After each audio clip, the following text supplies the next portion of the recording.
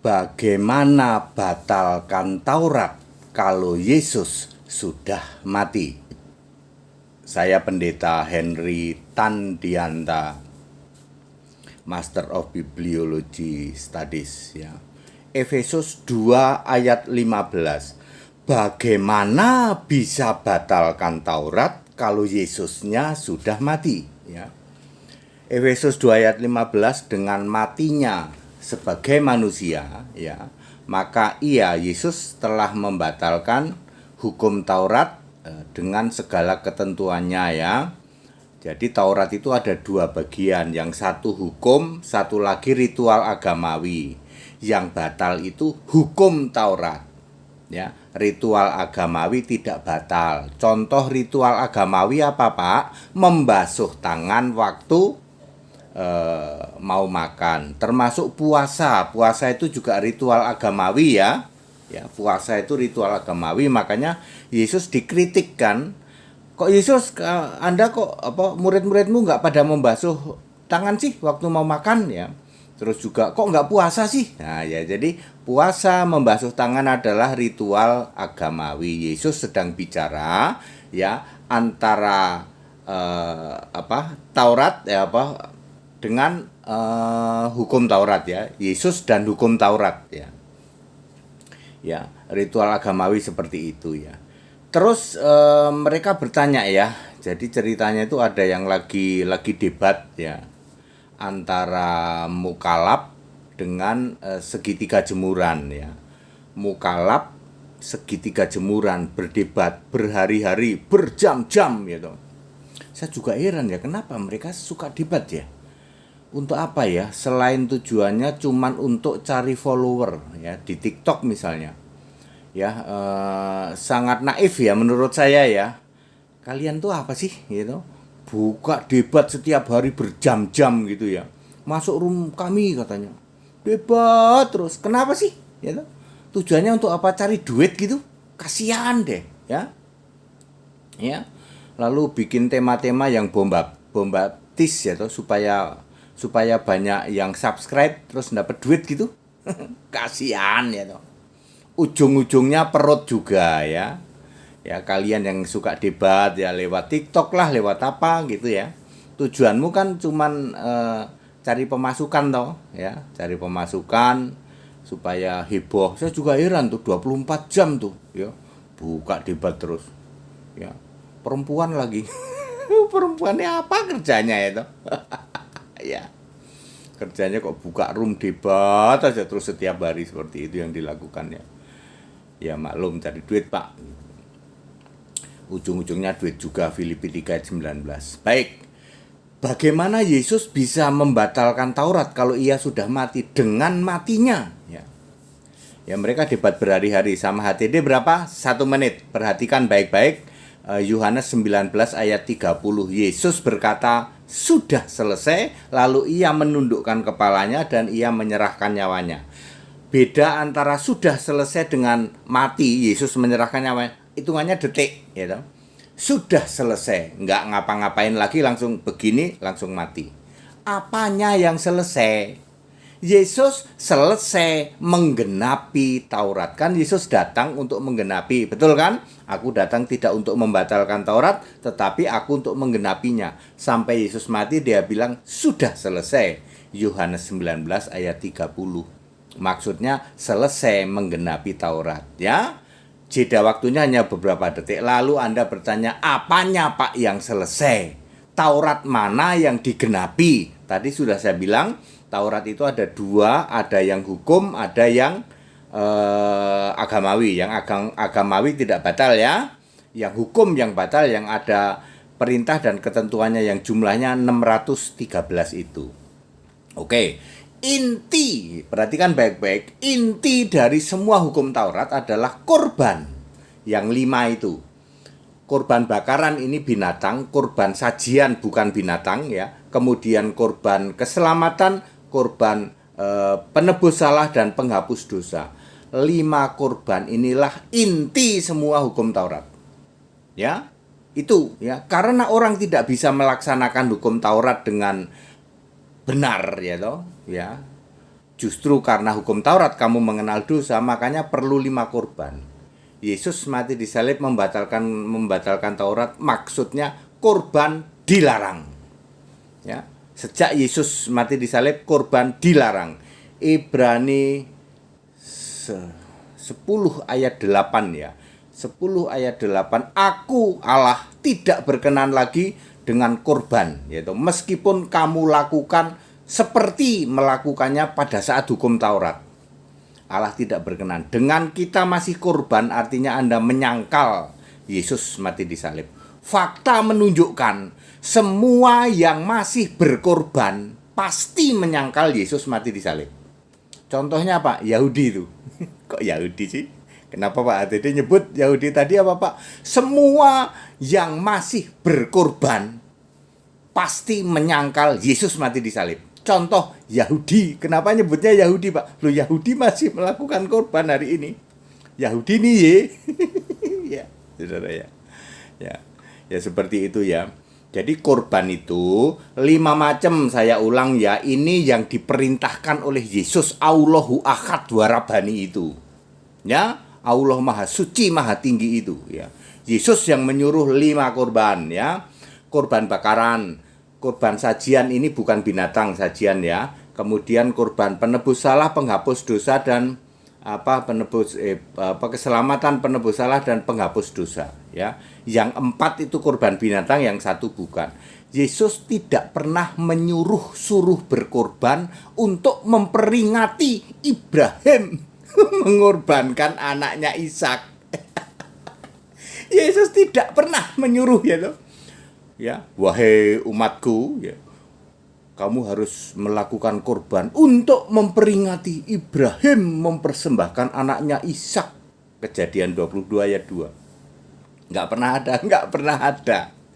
Jadi ya, dalil melakukan korban itu tidak pernah ada. Yesus Tuhan Allah, Allahu Ahad Warabani itu, Yesus tidak pernah disuruh berkorban untuk memperingati Ibrahim mempersembahkan Ishak.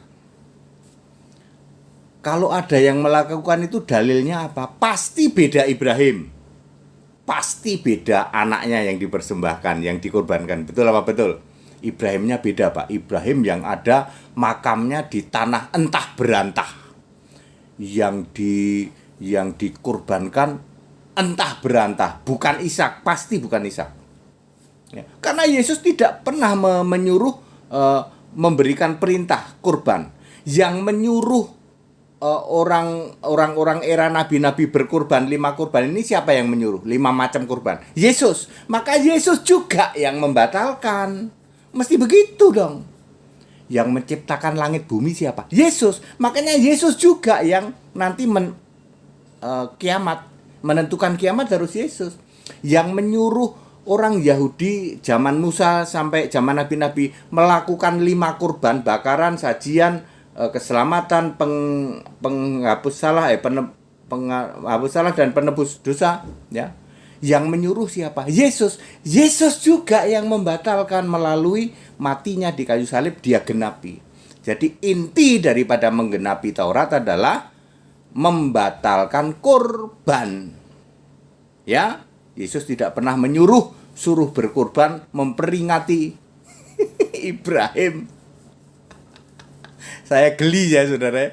Saya tuh geli ya kalau ini dalilmu apa? Kok Anda itu memperingati Ibrahim mengorbankan anaknya? Udah pasti beda Ibrahim, betul? Betul. Kalau Ibrahim yang asli kuburnya di mana? Di Makpela, Kejadian 25 ayat 9. Ibrahim yang bukan Alkitab dikuburnya di mana? Entah berantah, Pak. Katanya panjang kuburnya. Ibrahim yang asli ya, yang dikorbankan siapa? Ishak. Kejadian 22 ayat 2 jelas disebut anakmu yang tunggal. Kalau Ismail bukan tunggal Pak, bukan. Ismail bukan anak tunggal. Yang anak tunggal itu Ishak. Kalau Ismail punya adik Pak, punya. Di mana ayatnya? Galatia 4 ayat 25 itu loh. Ya. Wah, baru dengerin nih Pak. Jadi Ismail itu punya adik, punya. Dia kan pembantunya. Bahasa sekarang babu ya toh. masih muda tentu saja ya, punya anak Ismail ya, diusir ya, namanya juga biar babu, biar kan masih muda, sama Abraham dihampirin melulu. Makanya Ismail punya adik, tidak bisa dia disebut anak tunggal, tidak bisa ya. Di dalam Kejadian 22 ayat 2 kurbankan anakmu yang tunggal. Betul ada kata-kata anak tunggal? Betul Pak HTD. Yang memenuhi syarat siapa? Ishak, di situ disebut Ishak kok.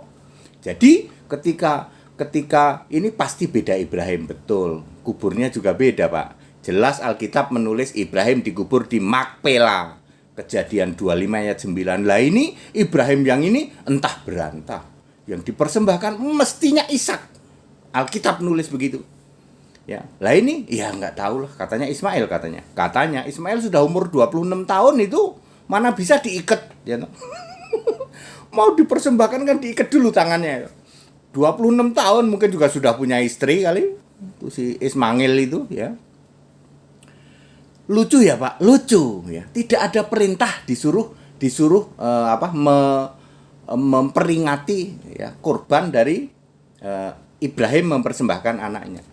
Yang Yesus menyuruh itu yang 5 tadi. Maka Yesus juga yang membatalkan. Yesus yang menciptakan manusia, Yesus juga yang menghakimi semua manusia. Lu kan mesti begitu.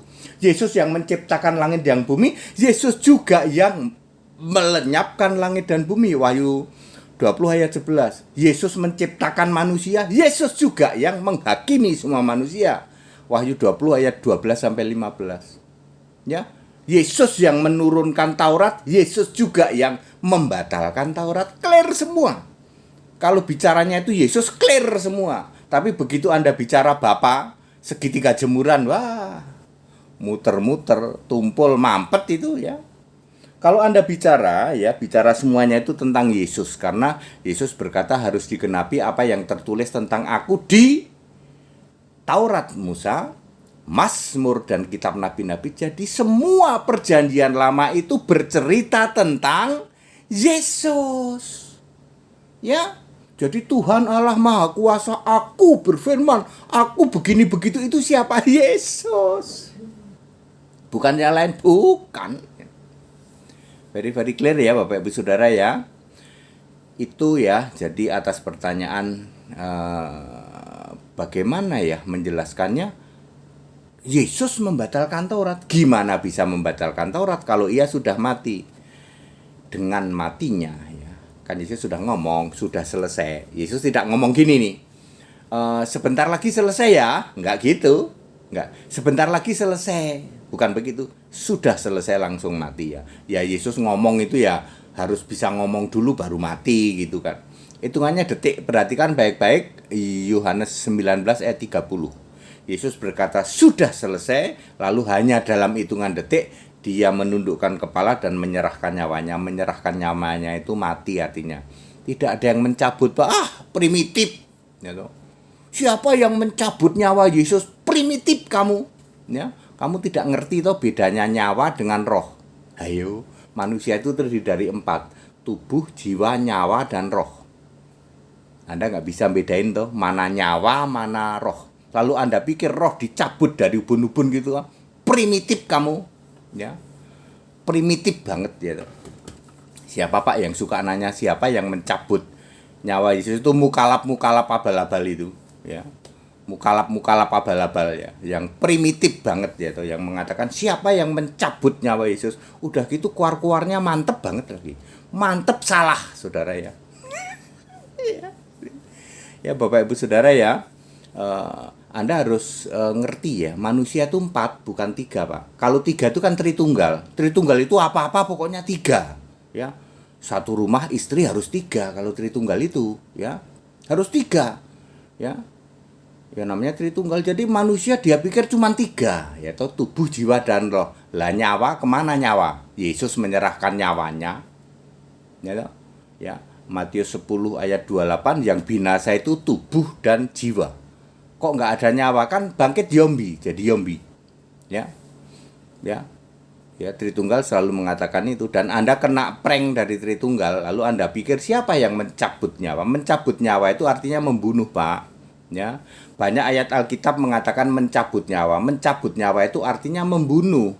Ya, dengan cara kalau Anda memenggal kepala itu sama saja dengan mencabut nyawa, ya. Anda menusuk dengan tombak atau dengan apapun itu mencabut nyawa. Ya, seperti itu ya. Jadi clear Bapak Ibu Saudara, penjelasan ini pakai ayat Alkitab ya. Yesus berkata sudah selesai, lalu menundukkan kepalanya, lalu menyerahkan nyawanya, lalu mati. Nah, itulah yang disebut membatalkan Taurat. Oh, jadi Taurat itu intinya tentang kurban ya Pak? Betul. Karena orang itu tidak bisa melaksanakan Taurat, maka caranya disucikanlah, bolehlah begitulah ya, disucikan dengan kurban. Yang menyuruh melakukan kurban siapa Pak? Yesus, Tuhan Allah. Lalu yang membatalkan Yesus juga, kan klop. Yang menciptakan langit bumi siapa? Yesus, Tuhan Allah. Lalu yang nanti melenyapkan langit bumi Yesus juga, clear toh? Yang menciptakan manusia siapa Pak? Yesus. Lalu nanti yang menghakimi Yesus juga, clear toh? Ya. Kalau yang menciptakan manusia itu Allahmu, Tuhanmu, ya yang menghakimi Tuhanmu dong. Faktanya kan hakim adil hari kiamat siapa? Isa Al-Masih. Itu fakta itu. Ya. Berarti Isa Al-Masih itulah sang pencipta. Yes. Ya, seperti itu Bapak Ibu Saudara ya. Jadi clear ya, saya menjelaskannya sangat clear ya toh, bahwa Yesus menggenapi lalu membatalkan ya, seperti itu ya. Very clear. Dan intinya adalah membatalkan kurban ya. Aturan agamawi bagi Kristen juga batal, kan Kristen bukan agama. Kristen itu bukan agama, makanya aturan agamawi ikut batal juga. Anda yang masih mengimani kami umat beragama Pak, makanya Anda masih suka melakukan Taurat toh, ya toh. Misalnya apa? Puasa, misalnya apa? Taurat, menyuci itu ya toh. Apalagi ya banyak ya toh, mati dipocong itu kan ritual. Anda kalau mati masih dipocong, berarti Anda melakukan ritual Taurat, bukan hukum ya, tapi ritual. Ya, beribadah pakai baju begini begitu itu ritual, termasuk telekung atau jilbab itu juga ritual agamawi, budaya, adat samalah ya, tapi bukan hukum ya. Ya Bapak Ibu, termasuk salat Pak ya, termasuk salat. Jadi salat itu ritual agamawi ya, termasuk budaya. Yes. Alkitab itu ya. Ya. Itu kan cuma cara sembahyang aja. Salat milik siapa Pak? Ya jelas milik Yahudi lah. Ya, lalu disadur oleh Kristen Arab. Jadi jalurnya ya salat telekung atau itu dari Yahudi ke Kristen Arab. Ya. Makanya kalau dibandingkan dengan Kristen Arab pada takut semua. Semua takut kalau dibandingkan dengan Kristen Arab. Kristen Arab punya Alkitab bahasa Arab, ya. Wah, takut Pak kalau dibandingkan dengan Alkitab bahasa Arab. Di situ ada Isa Al-Masih betul, ada Musa betul Pak. Ada ini semua ada Saudara, ya. Ya, tidak ada yang berani membandingkan dengan Alkitab bahasa Arab, ya. Ya, kelar kalau sudah itu, ya. Ya. Itu sebabnya kita itu harus toleransi Bapak Ibu Saudara ya. Kalau Alkitab itu makin Anda obok-obok, makin Anda teliti, makin ketahuan benernya. Alkitab itu satu-satunya kitab kunci, silahkan diobok-obok. Silahkan Anda teliti apapun juga makin ketahuan benernya. Itu Alkitab, sebab Alkitab satu-satunya kitab suci. Jangan diperlakukan untuk kitab-kitab lain ya, di luar kekristenan. Ya, tidak akan berani Anda bandingkan. Ya. Siapa yang berani membandingkan dengan Alkitab bahasa Arab? Ya, nggak berani Pak. Ya. Ya seperti itu ya. Wah, nanti gimana Pak ya? Seperti itu ya. Demikian segala hukum-hukum di dalam Taurat, kurban. Ya. Berani dibandingkan? Kurban dibandingkan dengan hukum-hukum kurban Taurat ya toh. Ya, kurban dan lain sebagainya banyak itu. Yang jelas tidak ada kurban untuk memperingati Ibrahim mengorbankan anaknya, nggak ada itu, tidak ada, nggak tahu dari mana itu ya. Ya pasti beda Ibrahim Pak, betul, beda yang dikorbankan, betul ya, dua hal berbeda itu ya. Itu sebabnya kita Indonesia, kita Pancasila ya, toleransi harus, keberagaman wajib disyukuri. Bersahabat dengan beda iman itu bisa kalau toh dalam kehidupan sehari-hari kita mendapati kenyataan loh kok keimanan kita tidak sama. Ya nggak apa-apa, toh kita bisa hidup bersama-sama. Ayo saling menghargai, saling menghormati, jangan hujat, jangan caci maki, dan saran saya juga jangan mengobok-obok kitabnya keyakinan lain. Walaupun sebenarnya kalau Kristen boleh aja Anda obok-obok ya, tapi nggak usah maki-maki ya. Obok-obok silahkan, nanti akan makin ketahuan kebenarannya. Sebab Yohanes 17 ayat 17 berkata, firman-Mu adalah kebenaran. Nggak main-main, nggak bain-bain. Satu-satunya kitab suci, makin Anda teliti makin ketahuan firman-Mu adalah kebenaran. Ya, Yohanes 17 ayat 17 ya. Baik, kita Indonesia, kita Pancasila ya. Salam Pancasila. Merdeka ya. Segala hormat kemuliaan untuk Yesus Kristus, satu-satunya Allah yang benar, Allahu Ahad wa Rabbani, Isa Al-Masih, dari sebelum segala abad, sekarang sampai selama-lamanya. Haleluya, amin.